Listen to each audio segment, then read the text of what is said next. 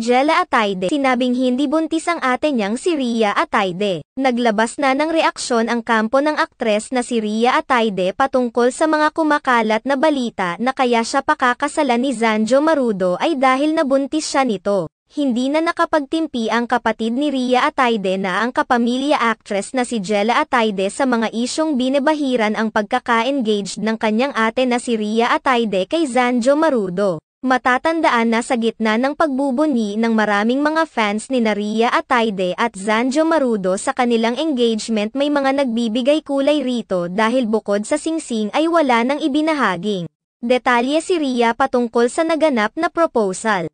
May mga naglabasang mga isyo na umano'y nabuntis ni Zanjo Marudo si Rhea Ataide kaya naman minadali na umano ang kanilang engagement. Samantala, sa gitna ng mga usaping ito, nagbigay na ng pahayag si Jella Ataide patungkol rito. Ayon kay Jella Ataide sa isang panayam nitong March 3, 2024, iginiit niyang walang katotohanang nagbubuntis ang kanyang ate na si Rhea Ataide na siyang dahilan kung bakit pakakasalan ito ni Zanjo Marudo.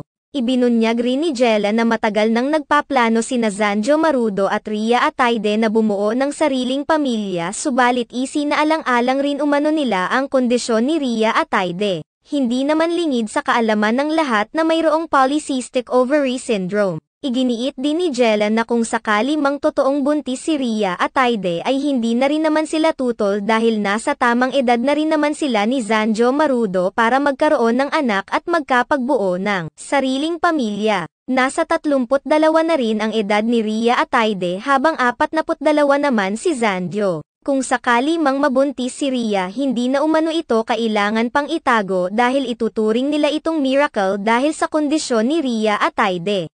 Isiniwalat din ni Jella na para sa kanya perfect ang ginawang proposal ni Zanjo Marudo kay Rhea Ataide dahil naganap ito habang nasa bed sila at paggising umano nila ay engaged na ang dalawa. Sa ngayon ay hindi pa naglalabas ng anumang detalye sina Zanjo Marudo at Rhea Ataide patungkol sa detalye ng kanilang kasal at kung kailan ito magaganap.